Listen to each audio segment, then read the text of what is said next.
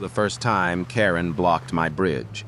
I was hauling 200 pounds of feed in the back of my truck and trying to get home before the rain turned the lower pasture into soup. I came around the bend, expecting to see the old wooden span my grandfather had rebuilt after the flood of 1978. Instead, I saw a red and white barrier stretched across it, 2 orange cones on either side, and a crooked plywood booth nailed together like something from a county fair. On the front of it in thick black paint were the words, "Private toll 20 per vehicle." Karen was standing beside it in a neon safety vest, holding a clipboard like she had been appointed by God and the Department of Transportation at the same time. When I stopped, she marched straight to my driver's window, her face already flushed, her lips pressed tight, one hand jabbing toward the windshield before I had even rolled the glass down. She looked at my truck, then at the feed bags, then back at me like I was the one trespassing. She had put up signs on both ends of the bridge. No trespassing, toll required, private access controlled. She had even set a fake security camera on a fence post, angled toward my driveway, as if intimidation could turn plywood into law. Behind her, a delivery van sat trapped on the far side, and my vet's truck was parked in the gravel shoulder, waiting to cross, because one of my mares had gone lame that morning. Karen kept pointing at the toll sign, demanding payment before anyone crossed. I told her the bridge was mine. I told her it was the only legal access to my farm. I told her to move the barrier before someone got hurt or an emergency vehicle needed to come through. She laughed like I had just told the funniest joke in the county. Then she slapped her clipboard against the side of my truck and told me she had every right to manage traffic over the community bridge. She said people had been crossing there for years. She said, I did not get to act like some king guarding a moat, and then with my sick horse waiting, my feed getting wet, and 3 vehicles backed up behind me. She told me that if I wanted to use the bridge, I could pay like everybody else. I did not yell. I did not shove the barrier. I did not touch her booth. I just looked past her, down at the narrow creek running under the planks, and remembered the old deed in my father's fireproof box. Karen thought she had built a toll booth on a shared bridge. 3 days later, the sheriff would stand in that exact spot while her booth came apart board by board. It was because Karen had made one mistake that no amount of shouting could fix. She had built it over a riverbed I owned. I never bought that farm because I wanted to fight anyone. I bought it because it was the last place on earth that still sounded like my family. The wind moved through the cottonwoods, the same way it did when I was a kid. The gravel still popped under truck tires at the same bend.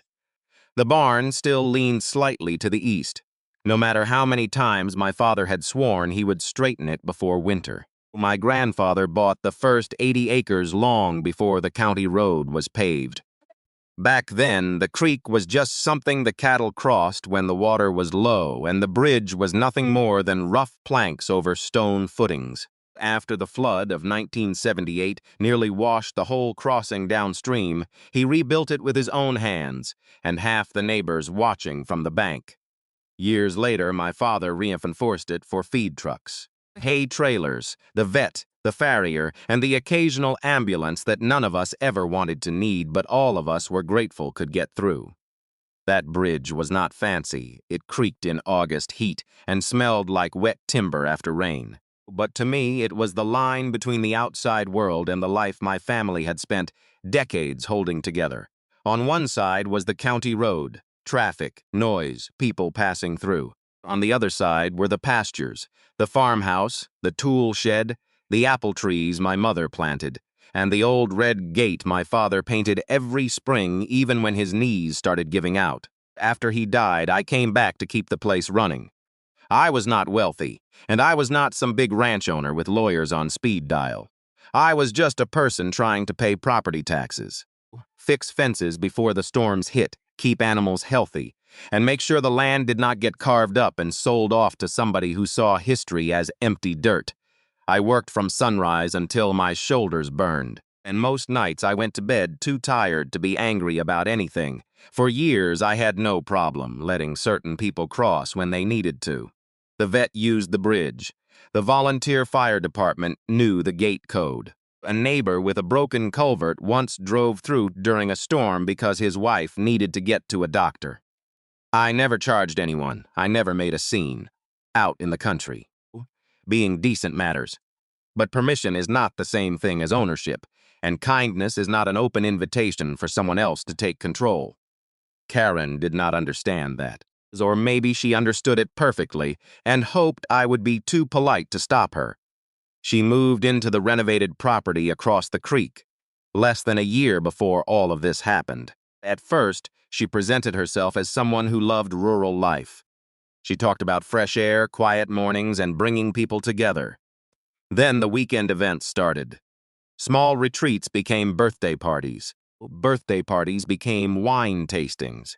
Wine tastings became paid workshops with strangers driving in from out of town, following phone directions that somehow kept sending them toward my farm road. I tried to handle it peacefully. I put up a simple private road sign. I sent a calm email asking her to update her directions. I explained that the bridge was private and that farm access could not be blocked, crowded, or treated like overflow parking for her guests. I even offered to help her mark the correct entrance to her property so nobody got confused. But Karen saw cooperation as weakness. Every polite message I sent seemed to convince her that I was afraid of confrontation. Every time I let something slide, she pushed a little farther. First, it was one car turning around by my barn. Then it was 6 cars parked near the creek. Then it was guests walking along my fence line taking pictures of my horses. Like the place was part of Karen's event package. That was when I started realizing this was not a misunderstanding. This was a person testing the edge of my patience and the edge of my property line at the same time. And if you have ever dealt with someone who smiles while stepping over a boundary they know is not theirs, leave your thoughts in the comments, because people like that almost never stop at the first line. They stop only when someone shows them exactly where the legal line is. I just did not know yet that Karen was about to cross the one line that had been written into my family's deed for generations. The first real warning came on a Saturday morning when I found tire tracks cutting across the wet grass beside my lower pasture. They were not farm tires, they were the narrow, clean tracks of SUVs and rental vans, the kind driven by people who think a gravel lane is scenery until they sink halfway into it. I followed them down toward the creek and found 3 cars parked near the bridge. Their doors open, their passengers standing along my fence line, taking pictures of my horses. At first, I thought it was another mistake. GPS did strange things out there. Cell service dropped near the tree line, and strangers often trusted their phones more than the signs in front of them. I walked over, calm as I could manage, and told them this was private property. One woman apologized right away. Another looked embarrassed and said Karen had told everyone to use the scenic farm entrance because it made the retreat feel more authentic. That phrase stayed in my head all day. The scenic farm entrance, not my driveway, not my bridge, not the only access road for feed trucks, livestock trailers, emergency vehicles, and the people who actually kept the place alive. To Karen, it was atmosphere. A prop. Something rustic she could fold into whatever weekend business she was building across the creek. I emailed her that evening. I kept the message short and polite. I explained that her guests had entered my property without permission, parked near the creek, and created a safety issue around livestock. I reminded her that her property had its own entrance from the county road, and I asked her to update her directions before someone damaged a fence, got hurt, or blocked farm access. She responded 16 minutes later. Her reply was not an apology. It was 3 paragraphs of attitude wrapped in fake professionalism. She said the bridge had been used by the local community for decades. She said rural neighbors were supposed to share resources. She said my attempt to restrict access was hostile to community values.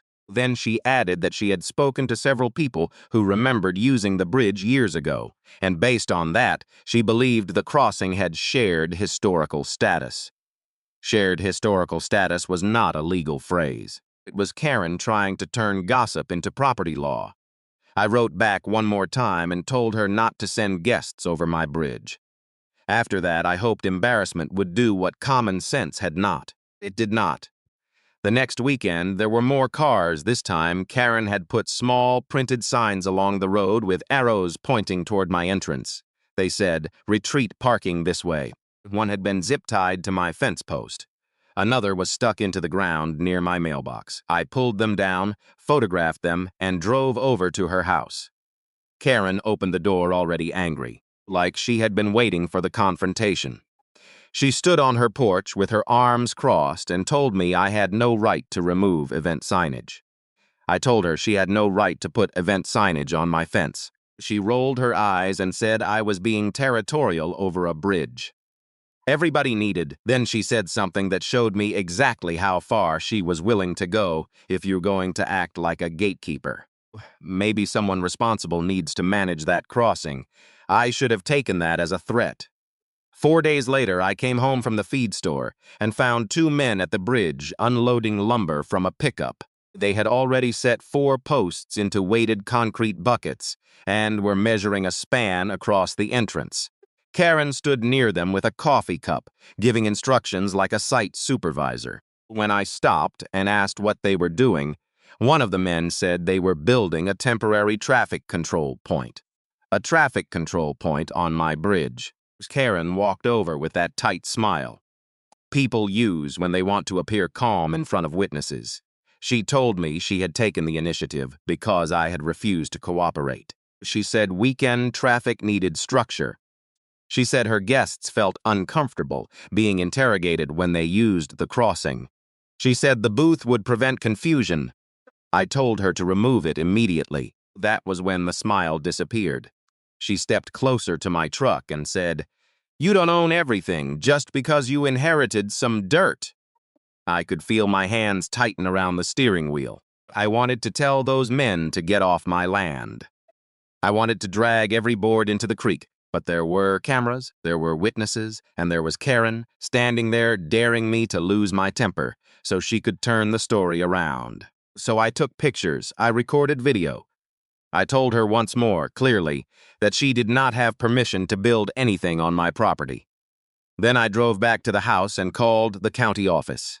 By Friday, the booth was finished. It was ugly, crooked, and somehow even more insulting than I expected. A sheet of plywood formed the front wall. A plastic cash box sat on a folding table inside. A red and white barrier arm had been fastened between 2 posts. Someone had screwed a metal bracket directly into the bridge railing.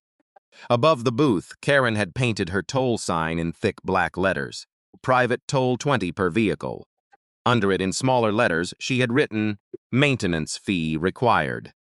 The first time she tried to charge me, I thought she was bluffing, but she stood in front of my truck and refused to move until I paid. Behind me, a feed delivery driver leaned out of his cab and asked if this was some kind of joke. Karen told him commercial vehicles were $50. Then she looked back at me and said, loud enough for everyone to hear, "This is what happens when people refuse to be reasonable." For the next several days, she treated that booth like a courthouse. She stopped delivery vans. She questioned people coming to my farm. She waved through her own guests for free if they showed one of her wristbands, then charged everyone else like she owned the road.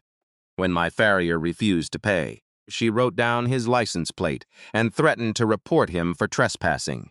When the mail carrier slowed down, confused by the barrier, Karen told her the bridge was under private management now.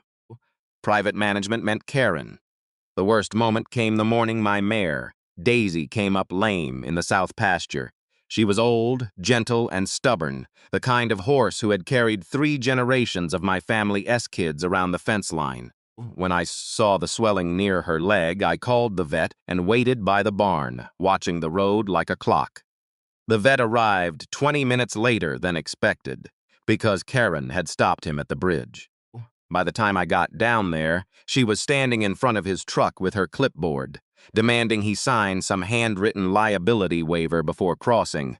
The vet looked furious. Karen looked pleased with herself. I told her to move. She told me rules were rules. That was the moment the whole thing changed inside me.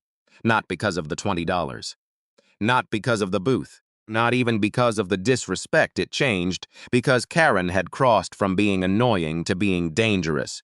She was interfering with animal care, farm operations, deliveries, and emergency access, all while pretending a homemade sign gave her authority. When I told her I was calling the sheriff, she smiled like she had been waiting for it. "Go ahead," she said. "I already checked that bridge isn't completely yours." I looked at her, then at the barrier, then down at the creek moving quietly beneath the wooden planks, for the first time since this began. I almost smiled back, because Karen had just admitted the one thing that mattered. She had checked the bridge, but she had not checked what was underneath it. I did not call the sheriff from the bridge that morning, because I knew exactly how Karen wanted the scene to look. She wanted flashing lights, raised voices, and me, standing there angry enough for her to claim I was threatening her. She wanted a messy argument in front of her booth, so she could tell everyone I was the unreasonable farmer trying to block the public from a road they had always used. So, I drove back to the barn, let the vet through after Karen finally stepped aside and focused on Daisy first. Her leg needed attention, and for the next hour I forced myself to think about ice packs, wraps, medication, and calm hands instead of the plywood toll booth sitting at the edge of my property like a bad joke that had learned how to charge money. But the second the vet left, I opened a notebook and started writing. I wrote down the time Karen stopped him. I wrote down the color of the barrier, the exact words on the toll sign where the booth sat, how many vehicles had been delayed, and every name I could remember. Then I walked the length of the bridge with my phone and recorded everything slowly. I filmed the posts, the concrete buckets, the fake camera, the cash box, the barrier arm, the bolts driven into the railing, and the place where the new metal bracket had cracked the old treated beam underneath. I did not touch a single board. That was the hardest part. Every instinct in me wanted to tear the thing down with my bare hands, but my father had taught me something about land disputes long before I ever needed it. He used to say that when somebody steps onto your land acting like they own it, the first thing you protect is not the fence or the gate. It is the record. Because wood can be replaced, gravel can be fixed, and ruts can be filled. But the record is what decides who was telling the truth when everyone else starts lying. So I built the record. I saved every email Karen had sent. I took screenshots of the messages where she called the bridge a community crossing. I photographed the event signs she had zip-tied to my fence. I saved the handwritten notice she had left in my mailbox, demanding a bridge maintenance contribution. I even took pictures of the tire tracks in the wet grass and the guest vehicles parked along the creek bank, because I knew Karen would eventually claim she had never encouraged anyone to use my farm road. Then I went to the house and opened the old fireproof box from my father's office. Inside were the documents nobody cares about until they suddenly become the most important things you own. The deed, the closing papers, the boundary survey, receipts for bridge repairs, a faded county map with stencil marks in my grandfather's and handwriting, a permit from years ago when my father reinforced the bridge after a spring flood. There were inspection notes, contractor invoices, and one yellowed page clipped to the deed with the creek marked in blue ink. I spread everything across the kitchen table and read until the sun moved from one side of the room to the other. At first, I was looking for the obvious proof that the bridge belonged to the farm. I found that quickly the bridge had been maintained by my family for decades. The approach road was inside my parcel. The county had no maintenance record for it. There was no sign of a public bridge number, no county repair history, no shared road agreement attached to Karen's land, and no recorded document giving her control over the crossing. But then I noticed something I had not thought about in years. The legal description of my property did not stop at the bank of the creek. It described the boundary as running along and across the creek bed, with both banks included inside the parcel. The old surveyor's notes referred to it as a private, non-navigable watercourse. My father had underlined that phrase in pencil. Private, non-navigable watercourse. I read it 3 times. Karen had been arguing about the bridge like the bridge was the whole story. But the bridge was only the thing people could see. Underneath it was the part she had never bothered to understand. If the creek bed itself was part of my deed, then the booth was not just blocking my access. It was sitting above land and water rights that were still legally tied to my farm. I needed someone official to confirm it. The next morning, I called a licensed surveyor whose name was on one of the old repair documents. He was older now, semi-retired, and not impressed when I explained that a neighbor had built a toll booth on my bridge. He did not laugh. He just went quiet for a second, then asked whether she had a recorded easement. When I said I had not found one, he told me not to move anything until he looked at the records himself. 2 days later, he came out with GPS equipment, metal detector flags, old plats, and the kind of patience that makes arrogant people nervous. He found the old iron pins near the fence line. He marked the approach road. He checked both banks of the creek. He measured the bridge abutments, the booth posts, the barrier, and the place where Karen S. signs had been installed. The flags told the story before he said a word.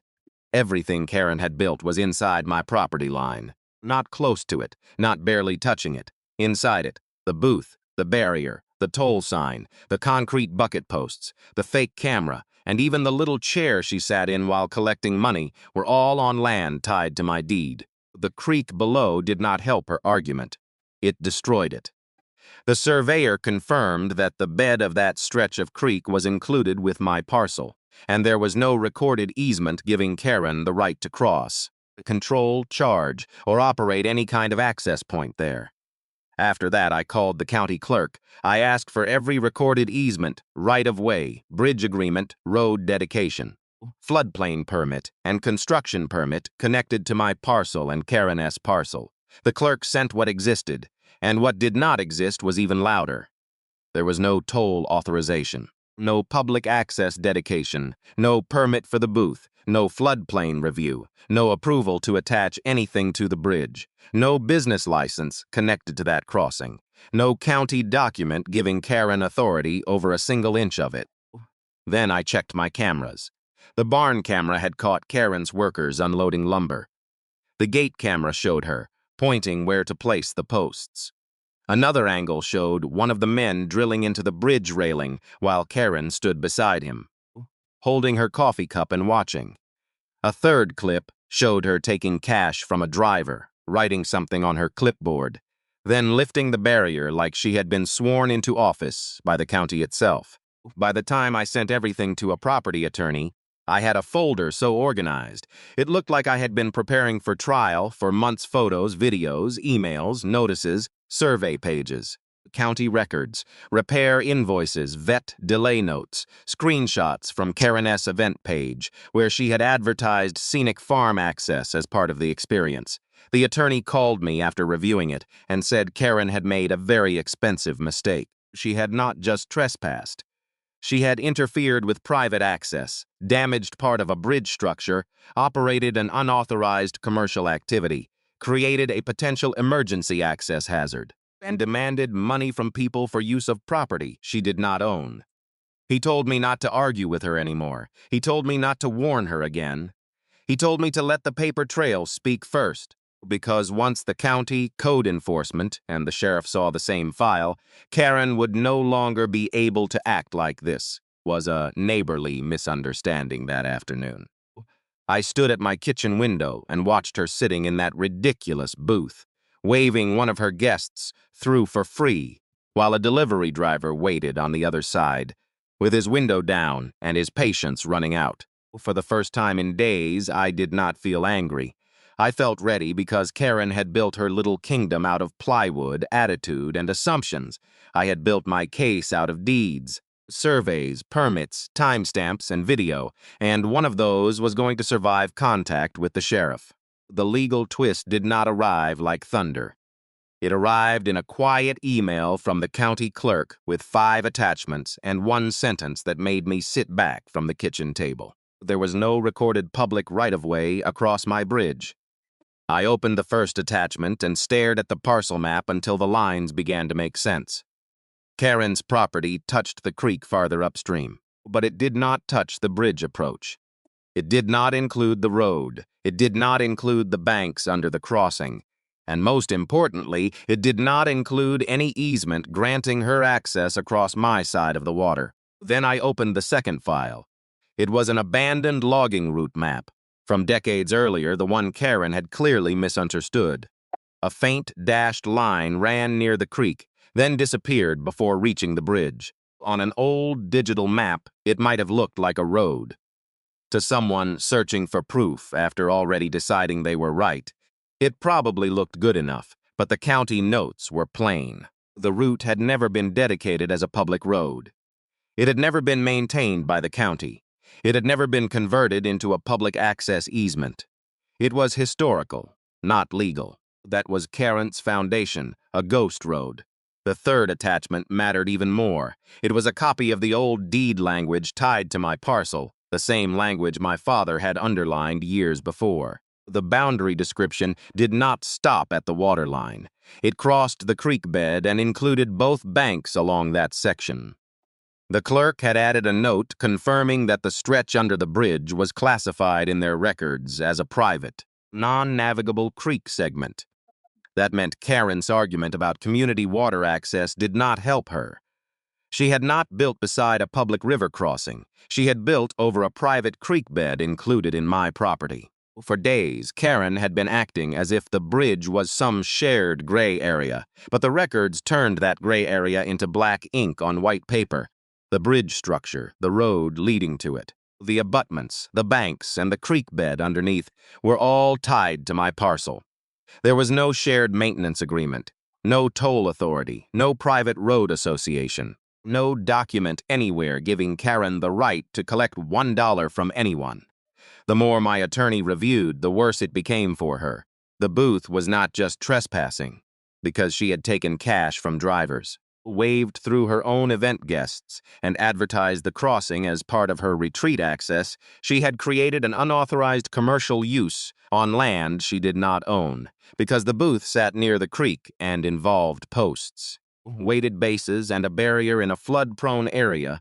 Code enforcement could treat it as an unpermitted structure in a regulated zone, because the barrier could delay a vet, a fire truck, an ambulance, or a sheriff's deputy. It raised an emergency access issue, and because she had drilled hardware into the railing, there was a damage claim attached to the bridge itself. Then the camera footage gave us the piece she could not explain away. Karen had told several neighbors online that the booth was only a temporary information station meant to prevent confusion.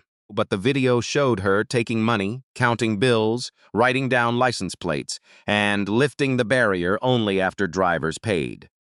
Another clip showed her letting her own guests through without payment after checking their event wristbands.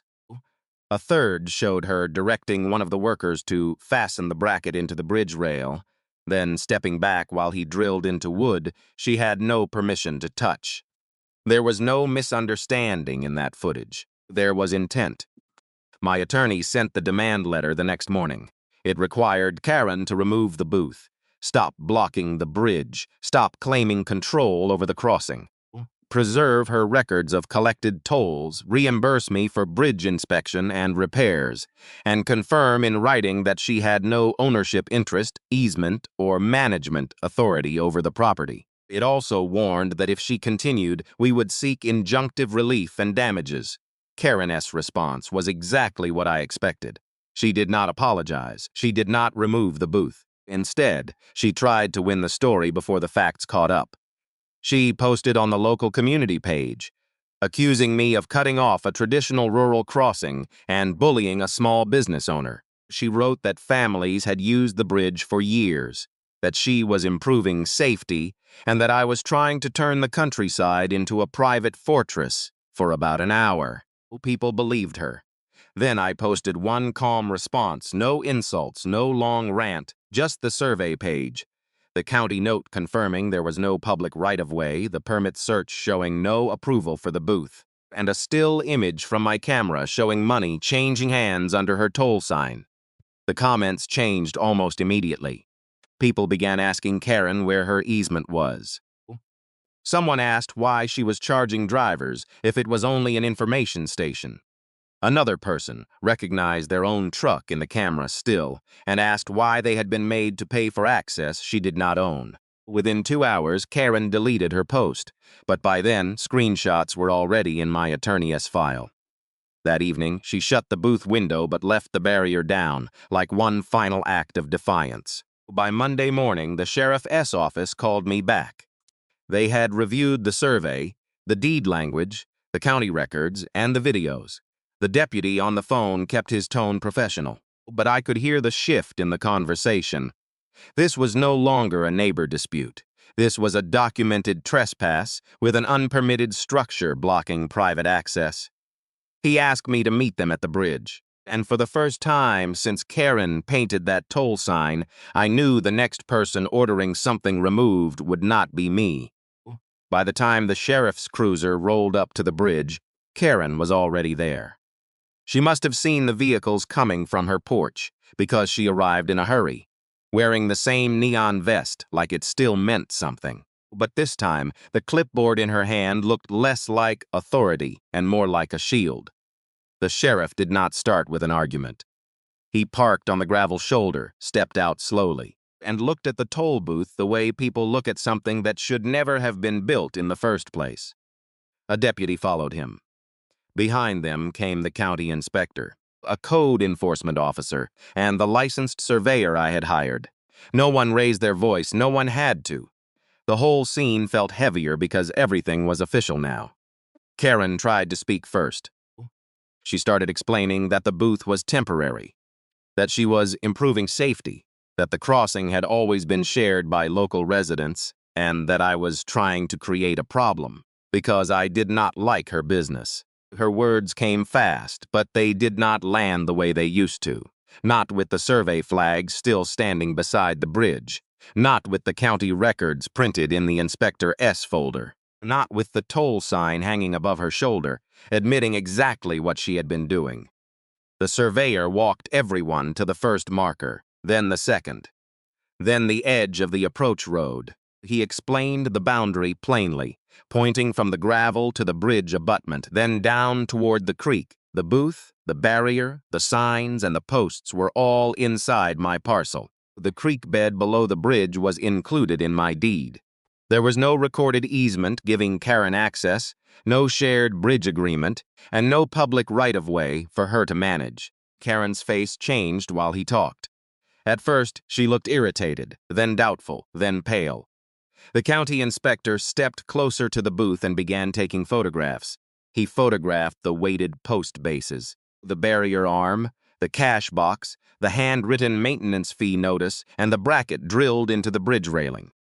The code enforcement officer noted that the structure had no permit, sat in a regulated creek area, and interfered with access across a private bridge. What Karen had called community management was now being written down as an unpermitted obstruction. The sheriff asked Karen for any document proving her authority to control the crossing. She held out a printed map with the old dashed logging route, the same ghost road that had started this whole mess. The sheriff looked at it, then at the county inspector, and the inspector explained that the route was abandoned historical information, not a legal right-of-way. It did not give Karen permission to build anything. It did not give her permission to collect money. It did not give her permission to stop me, my vet, delivery drivers, or emergency vehicles from crossing my own bridge. That was the moment Karen stopped performing. Her shoulders dropped. Her mouth opened like she wanted to argue, but there was nowhere left for the argument to go. She had spent weeks acting like volume could replace ownership. Now every official standing there had the same answer in a different uniform. The sheriff told her she had to leave the bridge area immediately and stop interfering with access. He explained that if she came back to block the crossing, collect money, threaten drivers, or claim control over the bridge again, she could be cited or removed for trespassing. Code enforcement posted a notice on the booth. The inspector documented the damage to the railing. My attorney, who had arrived quietly and stood near the road with his folder under one arm, confirmed that the booth could be removed under supervision, because it was an unauthorized structure on private property. I had hired a small crew that morning, exactly as my attorney advised. They waited until the sheriff gave the word. Then they walked to the booth with drills, pry bars, and gloves, and began taking Karen's little kingdom apart one board at a time. The sound of the first screw coming out was more satisfying than any argument I could have won. The toll sign came down first, then the barrier arm, then the fake camera, then the plywood front wall with its crooked black letters. The cash box was photographed and set aside as potential evidence because Karen had collected money from people for access she did not own. Every damaged spot on the bridge was documented before anything was moved. Karen stood on the edge of the road, making phone calls that grew quieter each time someone refused to give her the answer she wanted. The woman who had once slapped her clipboard against my truck now could barely look at the sheriff. She kept saying it was a misunderstanding, but the bridge was covered in proof that it had never been one. By noon, the booth was gone. The bridge looked scarred, but open for the first time in weeks. There was no barrier between my farm and the road. But the real damage to Karen was only beginning, because the county had already started counting how many vehicles she had charged, how many permits she had ignored, and how much it was going to cost her to pretend she owned what was never hers. The booth was gone by lunchtime, but Karen S. problems did not disappear with the plywood. Once the county had the photos, the survey, the videos, and the list of people she had charged, everything became paperwork she could not talk her way out of. Code enforcement fined her for placing an unpermitted structure in a regulated creek area and blocking private access. The county also ordered her to pay for a bridge inspection because her workers had drilled into the railing without permission.